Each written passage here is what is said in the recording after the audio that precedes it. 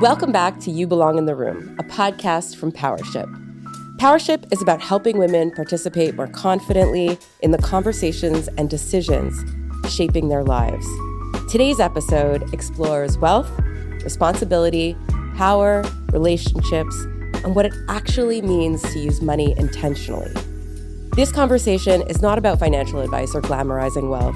It's about understanding the emotional and societal realities attached to money. This podcast is for educational and entertainment purposes only. It is not intended as a substitute for financial, legal, or tax advice. Consult a qualified professional for your specific circumstances. And I'm so lucky today to be joined by Sylvie Trottier, who has a lot of insight and experience when it comes to these topics.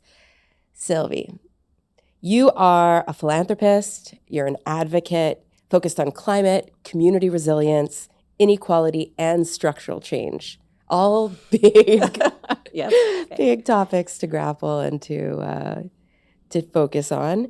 You are a key part of the Trottier Family Foundation and founder of Dandelion and Joie de Vivre Café. You have spent years thinking about wealth and responsibility, systems and inequality, values alignment, and community and long-term impact. Could we start, I guess, at the beginning of telling us, were you always so comfortable in your position? My skin. Yeah, that's exactly. Yeah, definitely Tell not us. always, as comfortable in my skin. Thanks for having me also, by the way. It's amazing to be here with you. Yeah, it should be a fun conversation, I hope. So have I always been comfortable talking about wealth or using wealth and power to try to create social change? Definitely not. That would be an understatement. So I can explain a little bit about kind of like my background and how this sort of came to be. So in my case, it's my father who ended up being very successful. He co-founded a technology company in Montreal called Matrox. Mm-hmm. The company is actually celebrating 50 years this year, so has been around for a while. But when I was a kid, it was still just like a few years old, so it was still early days-ish for Matrox. So I grew up. So you lived it. It's almost lived it, but I lived it without necessarily realizing it because it was not very. It was visible to me, but I think you're just in the world that you're in and you don't necessarily notice. But I grew up in the West Island of Montreal, in suburbia, not particularly flashy or different from any of my peers. Mm-hmm. So growing up, I knew that we were like well off. If you had asked me, I would have said like, oh, we're like upper middle class. I did not contextualize it or understand it. Money was not something that we talked about at home. Mm-hmm. A taboo subject, I think, as it is in many households and families. Mm-hmm. Other than sometimes like an awkward joke or something that would often, this is very typical of many families. But when we would go out for supper with my grandmother, she would try to pay for supper, then my father would try to pay for supper, then they would throw like $20 bills at each other kind of thing. So it's like, that was just like, oh, we're going to afford to pay for supper. But that was the level that we were at. There was one point when I was in high school, somebody learned like, oh, your dad owns Matrox. It's like, oh, you're rich. And I was like, I remember I feel like the blood draining.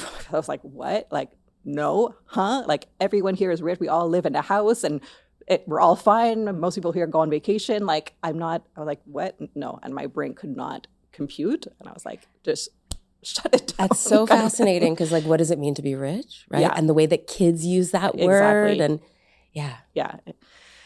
So I think the moment where I sort of had a forced light bulb moment where when I tell this, people like laugh, but this is like the truth. I was in CEGEP and my father sat, I think my sister and I down and said like, oh, I'm giving a gift to McGill. I'm going to be giving $10 million. And I was like, holy shit.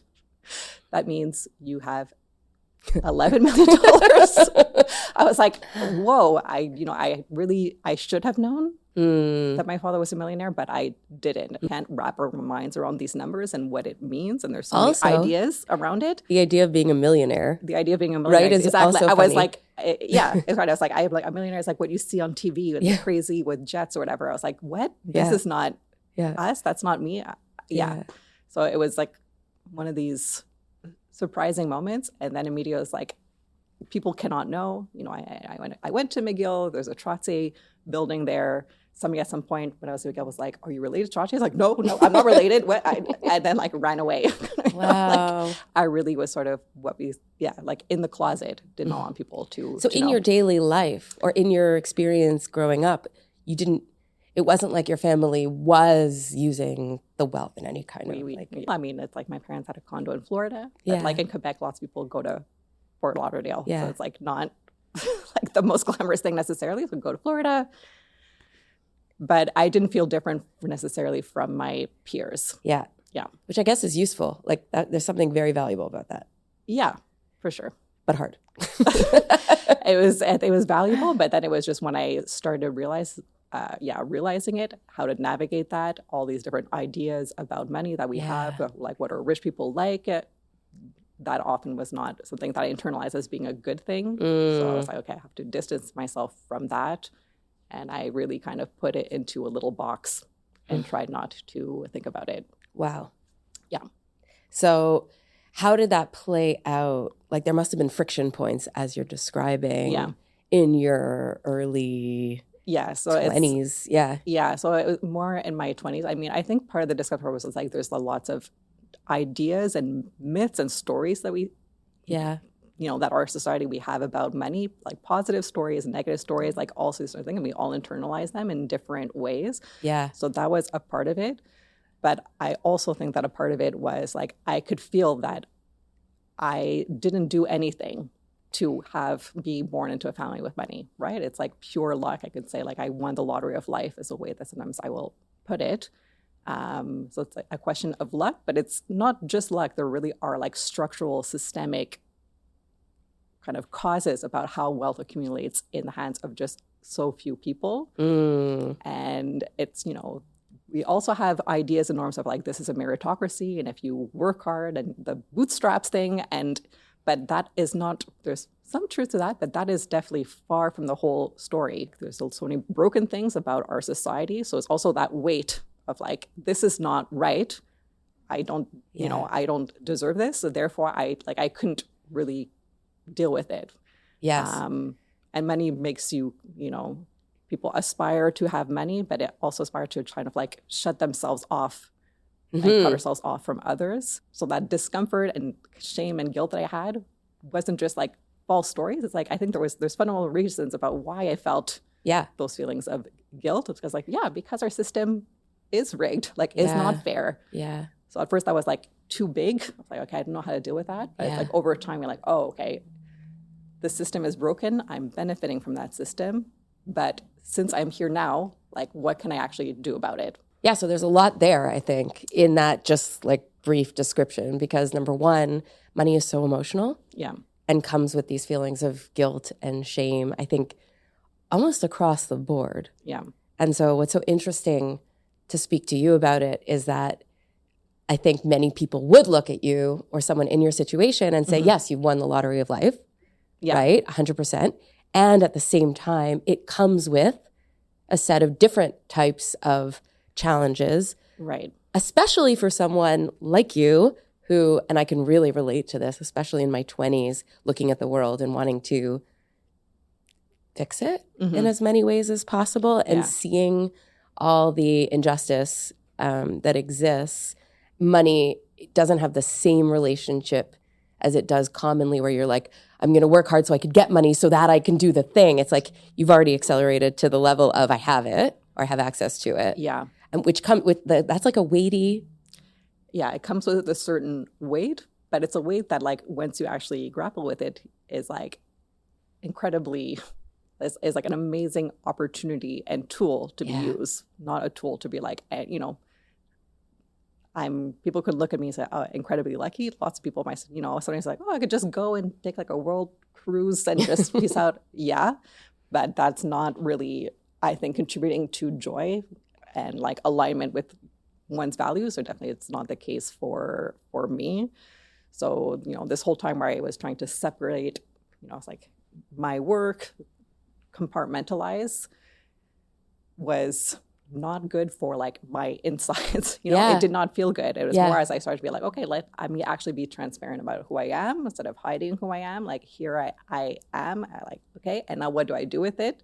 There's a lot more kind of peace to be in that alignment across like the different spheres of life. I think deep down in our lives, and this alignment, and it's possible with all different amounts of money. Exactly. Right? And I do think that what you're doing, I mean, the level at which you have access to power and that you are using it incredibly effectively, efficiently, and just thinking about it like deeply is super admirable. Yeah. I mean, to me, it's like, it's not, I think it's not that hard. It's like, I think that's also something that I wish more people who do work in philanthropy or investing could understand. It's like, actually, we have so much power that is untapped, and there's a lot of value in that unexpected narrator piece of it. I also do advocacy work on like taxing wealth and taxing the rich. And so like, rich people should also pay their fair share. And it's not something to be like avoided and reduced at all costs. It's like, we live in a democracy, we live in a society. This is like a beautiful thing to like contribute to our society and community. And for a wealthy person to say that, as people are like, that there's like value, because we are a little bit surprised to hear that. So, those of us who have, for whatever reason, structural, have you, are in these positions of power, can do a lot to sort of switch the narrative or to make changes that then benefit everyone, including people with money. So I don't think that a society where fewer and fewer people accumulate more and more and more of the wealth is like a very healthy place for our society, and should not be the goal. The goal should be that we have a thriving community and society where everyone is like able to live a good life that looks right for them. Yeah. Right. No, I completely agree. I feel like it relates to that expression, it's good for the hive is good for the bee. And I think that I don't know. Something like that.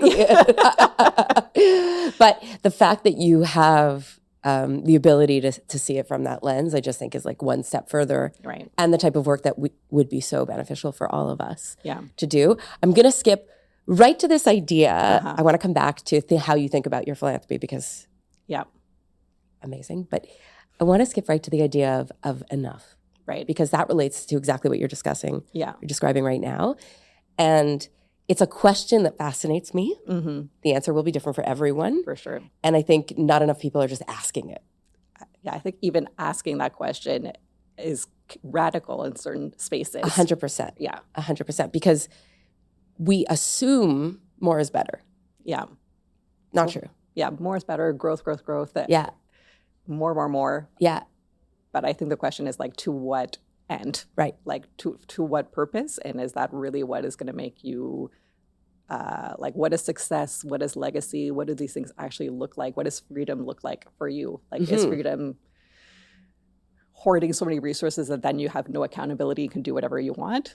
That's like, I think the version of freedom that we get told is asking what we want. But I was like, that is quite an unhealthy way of approaching it. Like, having true freedom is like being in like full community with others, like having strong relationships, friendships, and feeling like, I can be who I am and like find joy with others. That is like a goal that I think has value and can look different for everyone's, but it's not about the number of zeros in your bank account, like on some Excel spreadsheet, is actually going to give you, right? I love that you just connected what is enough to freedom as being the goal. Yeah. Because financial freedom, not even financial freedom, just freedom. Right? Is, I think, one of the ultimate goals. I would completely agree with you. And then how you see getting to that, whether it's kind of you against the world and having to hoard and accumulate versus improve Yeah. the entire world. I mean, it's a very powerful distinction. So in doing this exercise, where do you start? Like if anyone hasn't even considered their own enough, because I think it could evolve over time. Yeah. But how do you start the process of thinking about that question? Yeah. Well, so yeah, I'm doing this program now called the Enough Project. So this is like it's like a small cohort of people, but anybody can really do it in your own way. You don't have to do it like the specific program, but it's like what is enough for you. So I like from a very black and white numbers, money perspective. So because people with resources and wealth, the goal generally in a lot of the like family office spaces, investment spaces, is like you should just accumulate more. Like how do you preserve and grow the capital? Yeah. That dynastic mindset of like it should be multi-generational for your descendants forevermore. Okay, that is a goal, but is that the goal that you actually want? That's usually presented as like the default, and doing anything else than just growing forever is like overly radical and like doesn't make sense. Whereas I'm like, well, maybe you can grow to be like meet a specific objective. Okay, you want to take care of your kids. You're worried about when you're older that you have proper like health support. Okay, that is reasonable, and that answer is different for everyone. And it's like much better to approach it in a non-judgmental way. Yeah. Right. So that figure out for yourself, what are your goals, your objectives, what do you want to do? Okay, figure that out. What is it? You know, have an actual black and white number for yourself. But then after that, usually if you're a person with wealth, there's extra. Yeah. There's surplus. And you can, there's a lot of this scarcity mindset. And I'm in this group and I'm speaking with other wealthy people. And it's like a current common refrain of like when people had less, people were much more free with their money. And then once they have more, then it's like, oh, but I need more. I need more. And it's like that hoarding and like, this is what's going to keep me safe. This is what is going to keep my children safe. And it's like, no, like maybe to some amount, okay, figure out what that is. But after a certain point, it's very psychological, but there's way more benefit in giving away surplus to like making a world and community, society where everyone is safe. Yeah. Like this is the example that I give when I think about my own children. I could hoard all the wealth that my father has created for my kids and put them in a bubble so that they live in a dome in our future, like climate destroyed world, and they'll be fine. Okay. But are they going to be thriving and living like their best life? No, that's not the world that I want for them. That's not what success looks like to me. I would much rather put resources and energy towards how can we make sure that our ecosystem is still thriving, our communities are still thriving, our people are healthy, and then they can be in that world. Yeah. That is what actual safety and freedom looks like. But those questions are not things that we often talk about. Really, the default is always you should protect and grow the capital forevermore. And I'm just I don't think that is like a healthy narrative. I really love talking to you because, I mean, we can talk both about wealth in itself and how it's seen and how it's used. And I also want to go past that to say, okay, so now you've embodied this position that you're in, this opportunity that you have, and you have decided to do tackle important issues. Yeah. That like, they're not even the obvious ones. To me, they go beyond what is obvious, which I love. And could you tell us, like, how did you get there? Right. Yeah. I mean, I think that's something that I've learned in like being in the philanthropic space over time and like learning from like amazing leaders who have think about these questions deeply about how do you actually create systemic change. So like,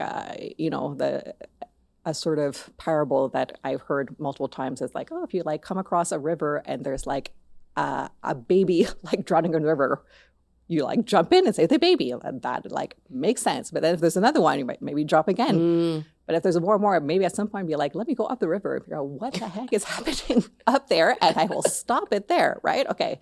So philanthropy is often like that. We're often focused on the immediate Band-Aid thing really of good. like, people are hungry, people need, and that of course has value and is essential, and we need resources for that.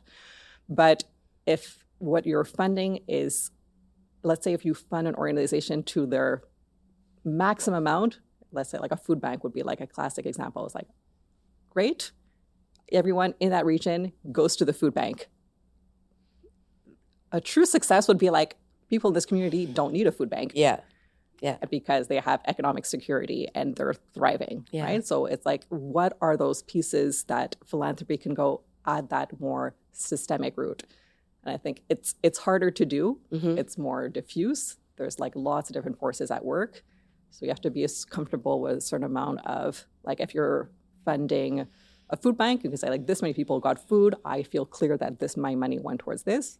It's great. If you're doing work to like change policy to make people more food secure, you can't be as certain as like that your dollar was the thing that changed that policy. But if we don't do it, then we're never going to get to the underlying structural change. So there's I think a lot of discussion in philanthropy of how you can be more strategic, systemic, work with others to have bigger change. And actually, like so many big movements of like social justice, civil rights were funded by philanthropists, often in the shadows, but made these big structural changes possible.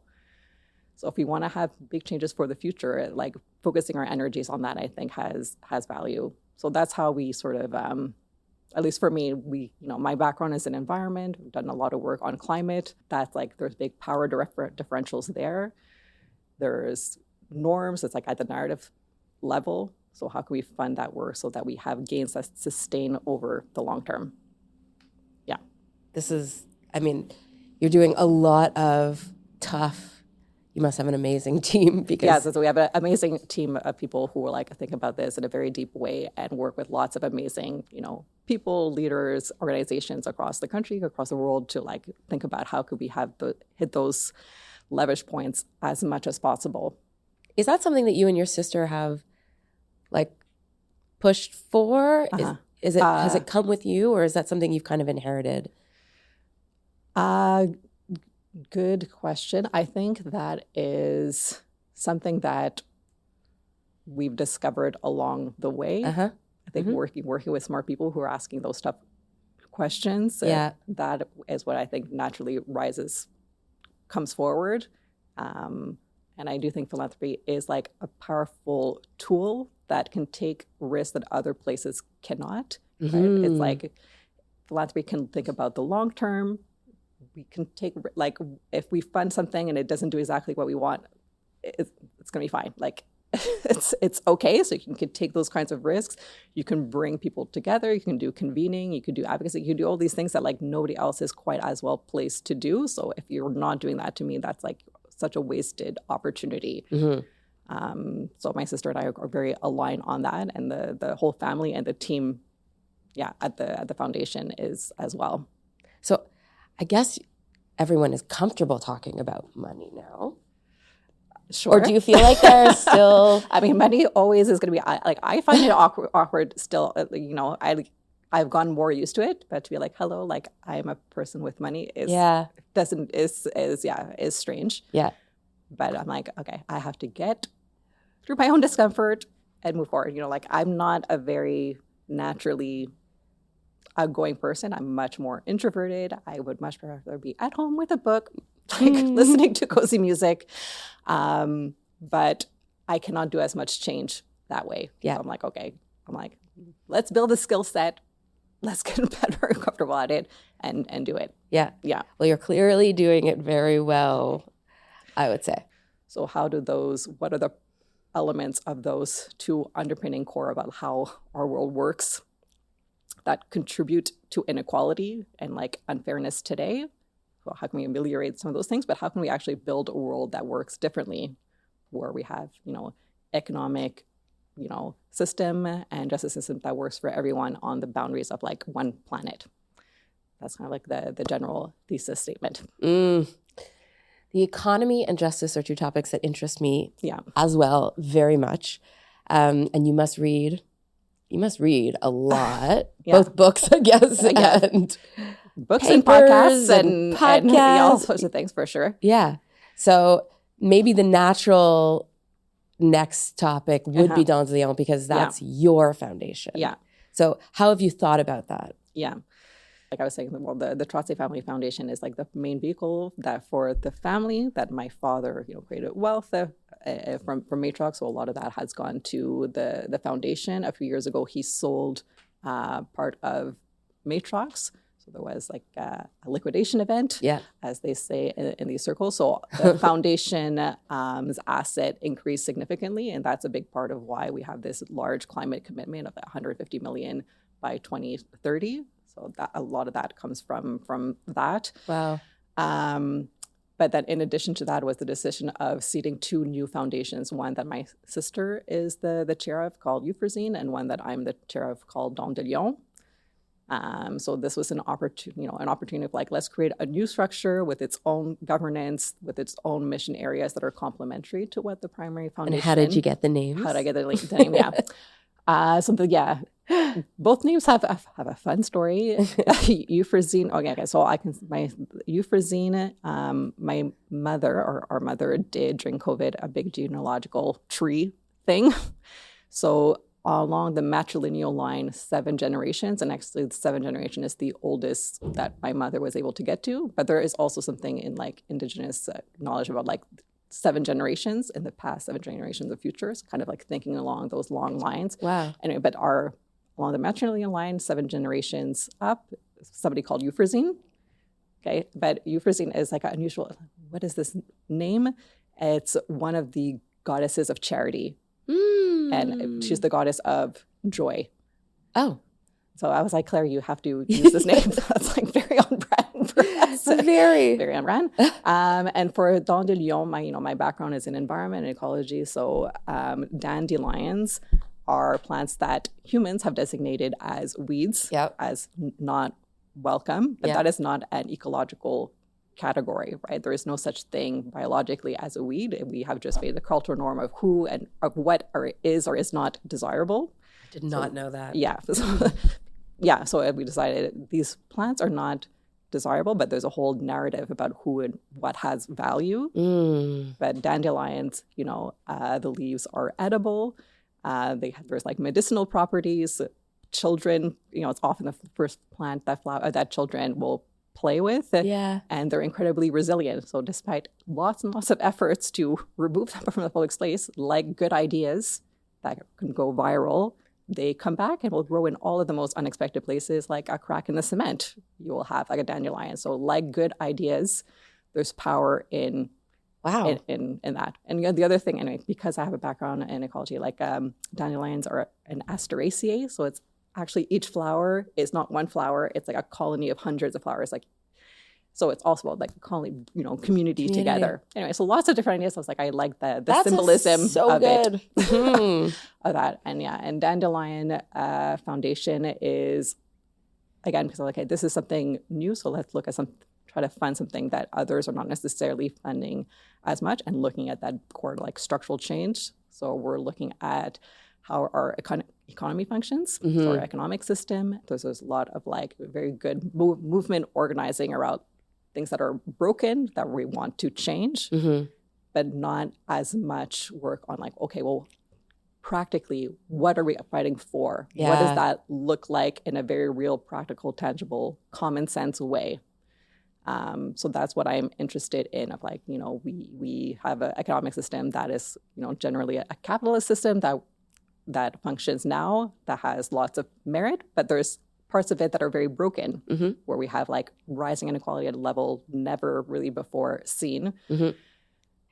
I think most people feel it, right? We have like affordability crisis, a housing crisis, food crisis. These things are like prevalent and are contributing, in my view, to the rise of like the alt-right, of like authoritarian regimes around the world. This is a trend that is only accelerating. And it's not happening in a vacuum for no reason. I think it's happening because people feel left behind. Things are not working, right? It's like that story of like the system is rigged. So there's like an answer of like, oh, maybe immigrants, LGBTQ people are to blame. And that's, that's one story. What is our story of like, how can we actually build something different where everyone is thriving? Yeah. What does that really, how could that work? How can we change the incentives so that we're incentivizing building a world where people are safe and free versus the current model where we're incentivizing the accumulation, hoarding of wealth in the hands of the few, right? Yeah. I mean, having studied philosophy and then law and then tax and then investments, I feel like, I am very excited to follow your work for the rest of our lives. It's super, super, super important. And being able to think through to what the real goals are and then how to incentivize people actually. Yeah, that's it. I don't want to do work that's just, I think it's important to imagine and to like aspire, but it also has to be real and pragmatic. So what are like the tax laws? What are like the property rights laws? Like what are the things that we actually need to change? Because these are all, the rules that we live in now are not laws of God from on high. These are policy choices that we have made about how bankruptcy works, how ownership works, fiduciary duty. We can change what fiduciary duty looks like and what are we solving for, which risks are we taking into account, which stakeholders are being taken into account. These are our choices that are policies that we can change. So things can look differently. Sometimes we're so used to the world that we're in, we're swimming in, we don't even see the water. Yeah. So like philanthropy has that spaciousness and like privilege to be like, oh, let's like pop our head out of the water. Yeah. Most people are in it and you're thriving, you're struggling to survive. So that makes sense. But if you're able to like, okay, what's happening? How can we make this work a bit differently? It's like, I think exciting and like, that's such a great analogy to like try to do something about it. Yeah. And that's such a great analogy about the privilege that you have when you have the power of wealth. Yeah. And the importance of using philanthropy to achieve real impact. Yeah. Both short-term and long-term. So I think part of the challenge of this work is uncovering your values. Yeah. Right?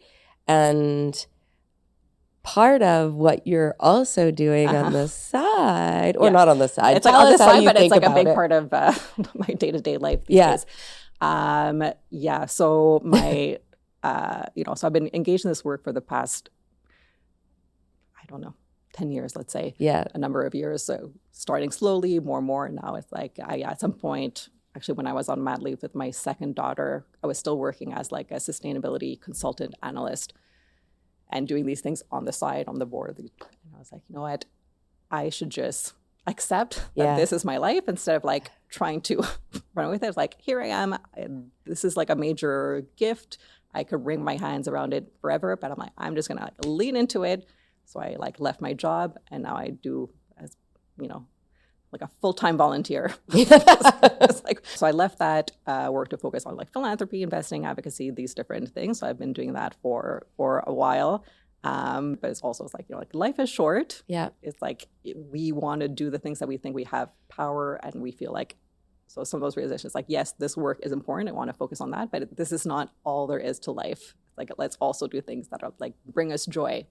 So this is like our personal motto, take joy seriously. I love it so much. Yeah. Take hard things seriously, but that cannot be it. You also have to take joy, friendship, community, things that like bring you happiness also seriously. Otherwise you will burn out and you will not be able to do the hard things. Yeah. Right? So that is not selfish. That is like essential to keep going. It's so good. And I think that, and we touched on this before, but joy isn't frivolous. Like joy can come from so many different things. So when you're in pursuit of it, like I think there's moments in my day-to-day, it could be in a work meeting, right? Yeah. Or like a tiny, I'm walking outside or interacting with my child, or any, like joy is everywhere.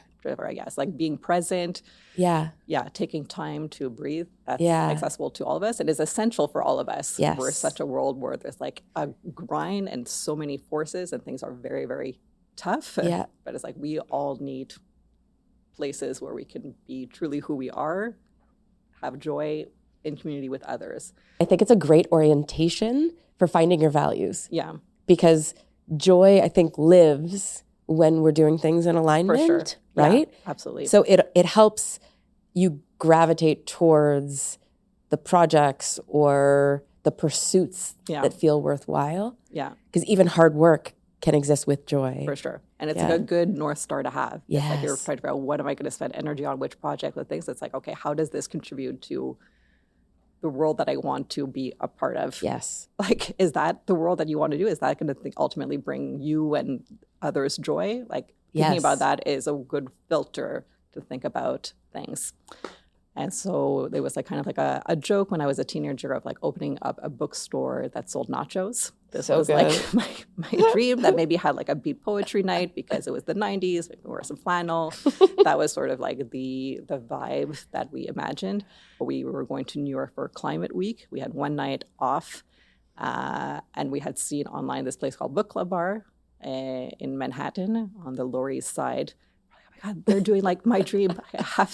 We have to go there. So I was like, okay, we had one night. When I first like, we're going to Book Club Bar, and that night happened to be the day that they did their monthly book club, and it was a book club of a book by this author that my sister loves called Sarah MacLean. And then it happened that she came that night, and it's like a book about Regency London, like 4 female friends who like fight the patriarchy from the inside because they have wealth and power and their husbands do, and they like subvert the system to emancipate women and people with less money and privilege. And this is what the books are about. And it's like, they're really great. So it's like, we have to stop talking about it. We're going to do it. It's like on the drive back, we called up like somebody we know who's in real estate. We were looking for a building. Oh my goodness. So that was, what ended up being now is Joie de Livre. So a bookstore, cafe, bar, focused on romance, fantasy, sci-fi, horror in French and English. With some nachos. And we serve nachos, we serve cocktails, we have delicious coffee. Yeah. So we have books. We have books, yeah. Do we want to talk about any of them in particular? I certainly can. So we, know Rachel Reed. We knew the book that was being turned to a show. So now it's like lots of hero rivalry content. It's a great book. This is my favorite book of hers, Rachel Reed. Yeah. So The Shots You Take. So this is another one. It's like a standalone. It's like so sweet or heartwarming. They're like older protagonists. They're like retired hockey players. And it's like a second chance romance. And it's set in Nova Scotia, which is where Rachel is from. So it's also, anyway, beautiful, like sweet, kind. So great. I'm so excited. I saw for the Wild Bill. So this is an example of hope punk. So like science fiction often is like very popular to have like dystopia, but also it's like, well, what can the world look like in like things have broken apart, but what could society look like afterwards? So this is like a very, very sweet, unlikely friendship story between a tea monk and a robot. And it's like a road trip, but it's just like a very sweet, and it's like nice, calming, feels good for like the nervous system. That's so surprising as a combination. Love it. Fourth Wing. So anybody, this is a good entry point for romantasy. I would say either Fourth Wing or A Court of Thorns and Roses is your entry point into the world of romance, fantasy, hybrid. This one is like extremely popular. It is a military college with very high stakes, kind of like Hunger Games, because many people will die trying to make it. Yeah.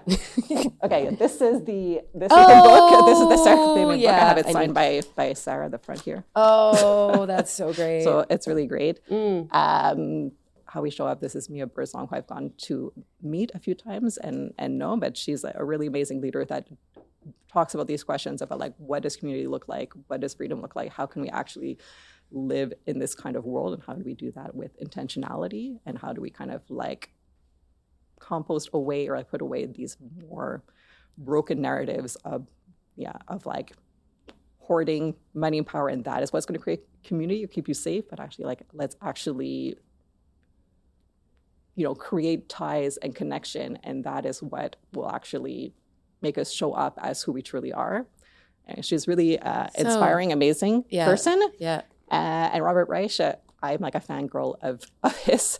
Yeah, he's like amazing at explaining these concepts or complex of policy changes that can be very dry, but puts it in a very, I think, tangible, clear way. And like, I like the framing of like saving capitalism.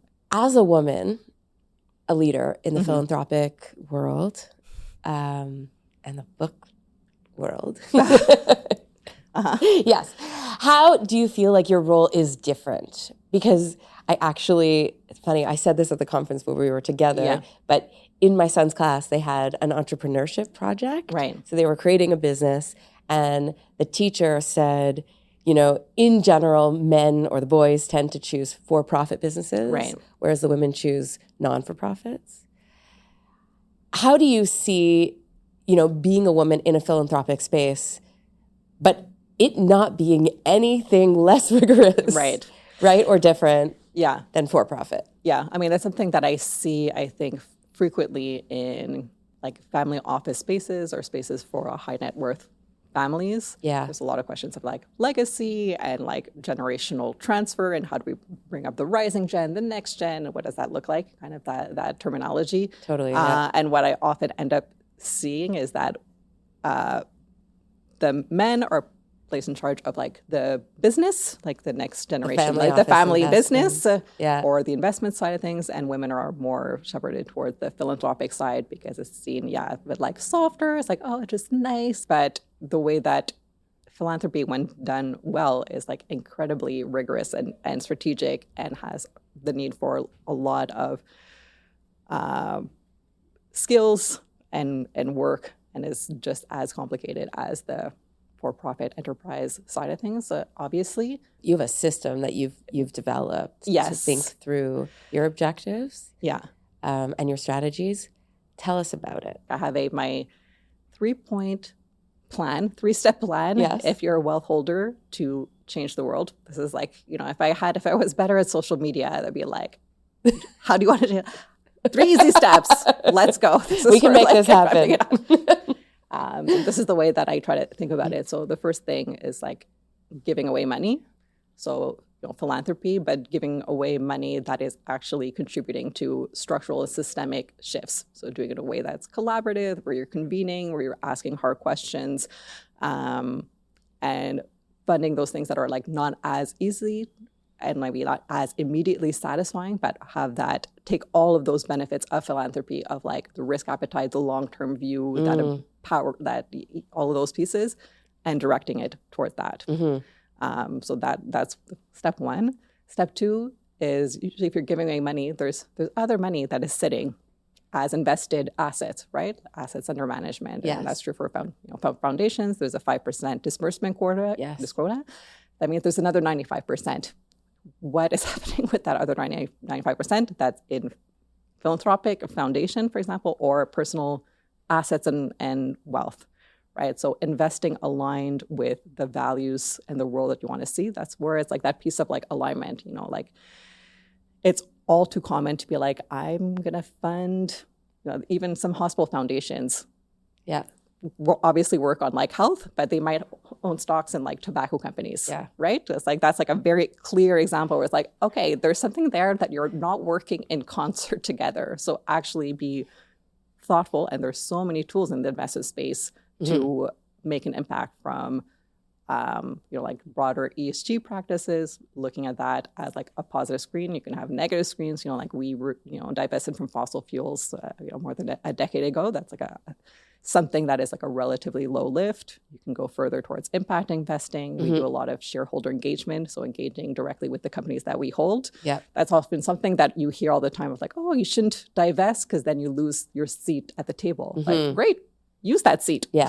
How are your investment managers voting? Find out what their voting practices are. Is it aligned with what you want? If not, push for it to be different, right? So that is like an important tool that is way underutilized. So want to give away money. Step two, invest your money the way you want to see. And then step three, be like, get to why you have so much money in the first place. So it's really like the structural piece. So this is like a quote that I gotten from Anand Giridharadas, who unfortunately I didn't have his book physically, so I couldn't bring it. Wrote Winner Take All. We'll link it. Yeah, we can link it. This is like a powerful thing of generosity. Great. generosity should not be a substitute for justice. Oof. Yeah. So actually looking to those structural forces where, in an ideal future world, we don't have philanthropy because we don't need it anymore, right? That is the ultimate goal. It's like the world we are in now needs it, so I'm going to use it. But ultimately, it shouldn't be necessary. So that's why it's like advocating for things for like tax reform, advocating for changes in our economic system. How do we use this is another little tool that I use, the 4 T's, are time, treasure, ties, and talent, to actually shape the world that we want to see, where it actually more is anchored in justice. Wow. Yeah. Do you want to say one more minute on the 4 T's? The 4 T's. I feel like I'm going to like them a lot. Yeah. So, Time. well, treasure, that one is Yeah. obvious, right? So that would be like financial resources. Yeah. But ties. So Yeah. people, the 4 T's, everybody has these in different ways, right? Yeah. So I think it's true for anybody to think about what is at my disposal that I can use to make the world that I want to see. So people with a lot of treasure, great. That is something you can use, but that's not the only tool. No. It's also your ties. So who are your connections? Where do you work? What is your peer group? What are the leverage points that you have there that you can use? Your time, so like your energy, what are you focused on? Yeah. And your talent, so what are you good at? So if somebody's good at communications, great, maybe do work on that. If somebody is great at organizing, bring people together, do more of that, So it's bringing all those pieces together, and that's that, when I first heard that expression, the 4 T's, I'm like, this speaks to that alignment. Yeah.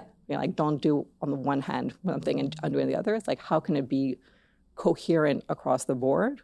And when you're in that coherence, it's much more satisfying and more effective too. Yeah. Yeah. I have thought about those T's somewhat as concentric circles. Yeah. Like where you layer them on top of each other, and like what's in the middle. Yeah. That's really where your lane. So figuring out your lane, exactly. I think is valuable. And we all have a lane that makes sense to us, but it's about thinking, what makes sense for me? Where can I move things? And always keeping that, I think that North Star is like, to what end? If the North Star can't just be like, oh, I'm going to get this job or make this money. It's like, okay, but like for why? Like to what purpose? It could be different for everyone, but there should be something there that is like feeding your soul in some way, right? And feeding other people's souls. Because, that's kind of like the core that I think I come back to all the time. When I was thinking about our conversation, last night actually, I was thinking about you as someone who is very brave. And I pictured your response to that as being like, I'm not so brave. Exactly. And I think that what you just said and the way that you think about using all the opportunity each one of us has individually is very powerful, because it takes the pressure out of the bravery in a way. I think I pictured your response being, everyone can be brave. And what I thought would be useful to come out of this conversation is that there's no reason to wait to be brave. Right. We all have a capacity. We all have a paradigm in which we can be. Yeah, there's all things that are at our disposal that we don't think about. I think it's true that it's like people also have, that also is like the piece of like privilege gives you more capacity and more like bandwidth and space. There's like the spaciousness to think about these things is something that not everyone has. So it's not something that's like, not changing the world. No, okay, like I get it. It's like different levers for different people depending on where we're at, but it's like using those, I think, is immensely valuable. And it can also, like, what you're raising is that we can be stuck in not knowing where to start. Yes. And it can be that like perfection paralysis thing is very real. Yes. It's like, it's like, no, you just start. Yeah. And then you figure it out as you go, and you can course correct. Yes. I stayed stuck in paralysis mode for a long time, where it was like overwhelming. I was like, this is too big. I don't know how to handle it. It was like too much pressure. I also was like, if I'm going to do this, it has to be perfect. That like the gold star, the female gold star effect also is like a real thing of like, I gotta do it. It's like, no, just start and keep going. And there's way more value in that, Yeah. The vulnerability, the humility, and courage. that all together Yeah. allows us to take these steps is like so powerful. And when you think about, as a mother, Mm-hmm.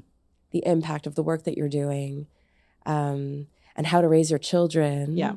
both within your specific circumstances Mm-hmm. and in the world Yeah. that you want to see, like, how do you think about that? Yeah. Yeah, I like parenthood is hard no matter what. Yes. There's lots of pressure and different things that is for sure.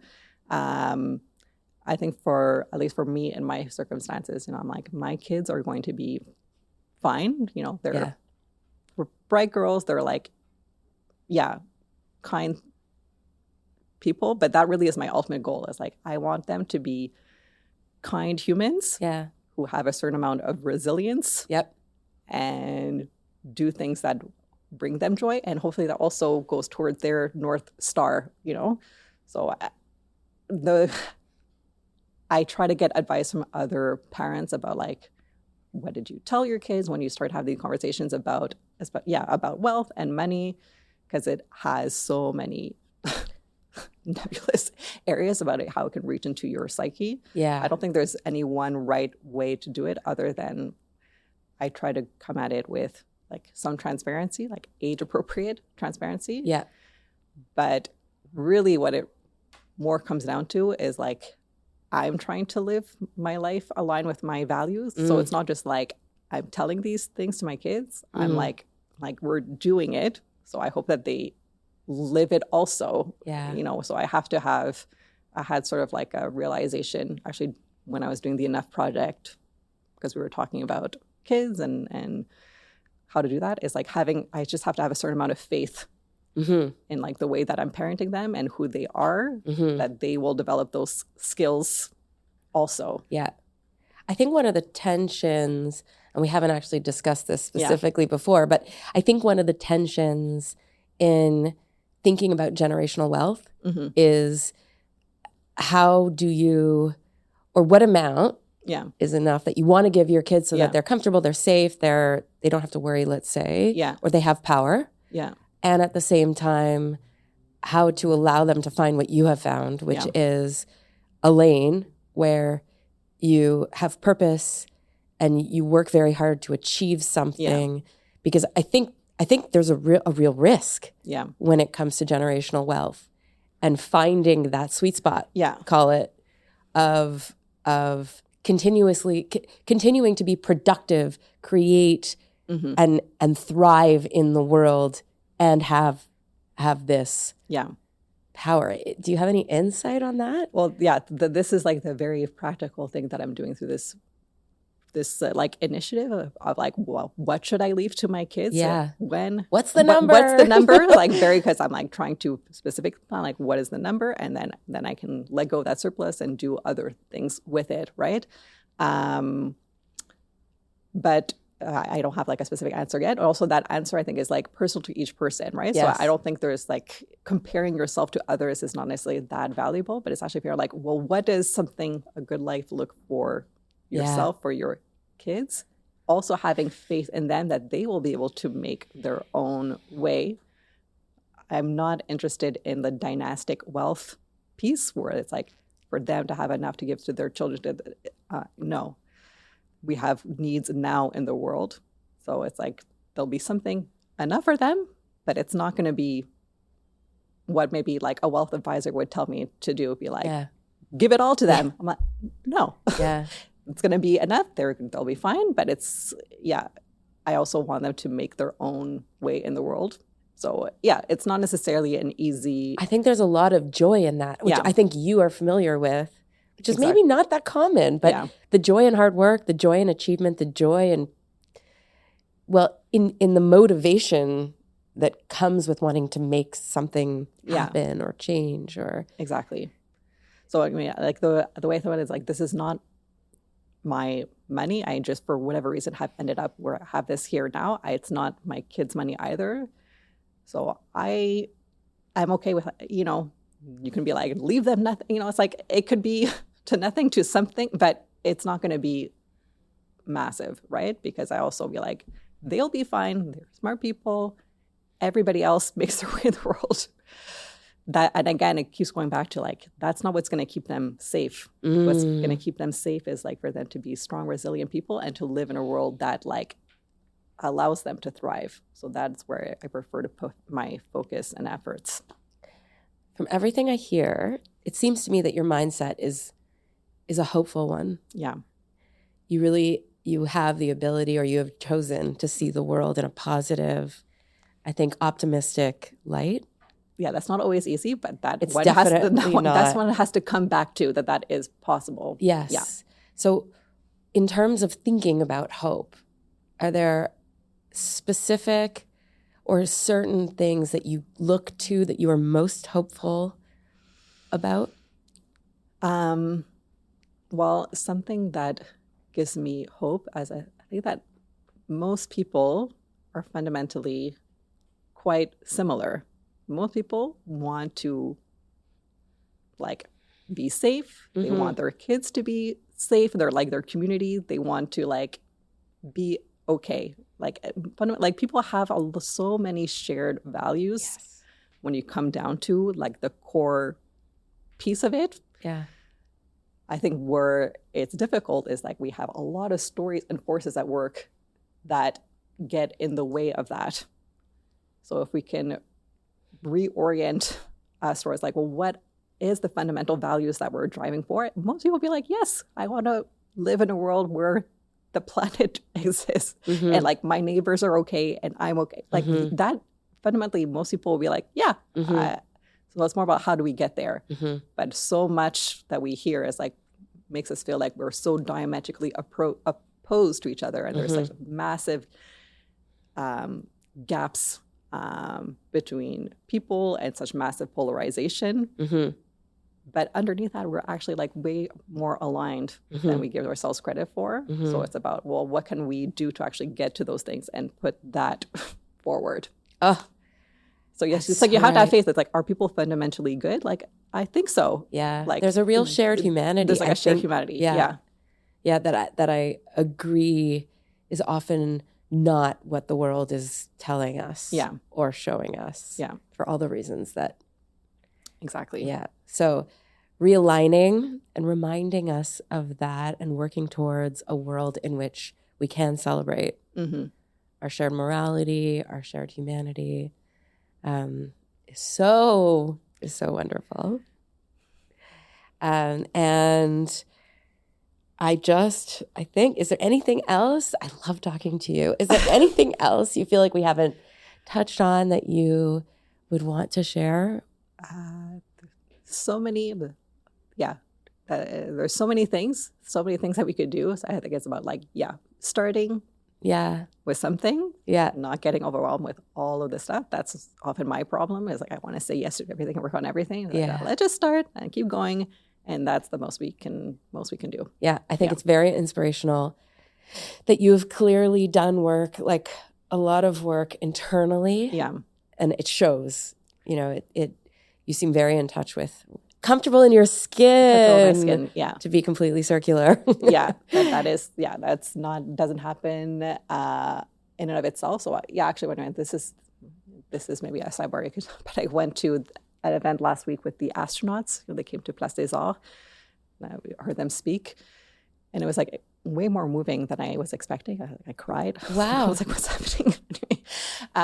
But the first question, how did you guys? Oh, it was like a lot of training for this. How did you guys prep? It's like their main piece was like we worked hard with intentionality about how to create a team because we're humans and there's very high pressure. We're going to have differences of opinion, but we need to actively work about how do we resolve conflict, how do we work together, and that is what made them. It's like you see pictures of them, it's like, oh, they seem so in sync. It's like that didn't just happen. They like really worked hard at it, and that I was like, that is such an important lesson for all of us to take in across those spheres of life about how to like be true to like your integrity, how to like be pushed or called out or like be questioned, to hear those things with like empathy and curiosity, but then keep still true to yourself and like engage it in a constructive way, right? So that's part of work that I've done, and it was like, it blew my mind to hear them talking about that. I'm like, this is like a core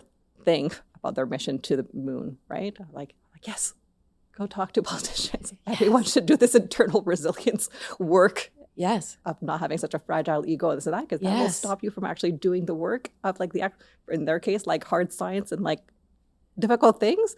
But the emotional part was like harder and like the first step to be able to do the other piece. Oh my goodness. By the way, I think that's the perfect point to conclude on and relates directly to the work that I hope people do with regard to their financial lives. Because when I started in this journey, what I wanted was to teach investing and financial literacy. But that's like the stuff here. Yeah.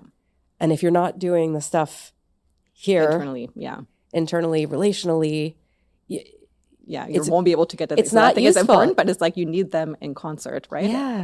Yeah. Thank you so much, Sylvie. Thank you so much. This was so interesting, and I really look forward to having many more conversations together and following your work.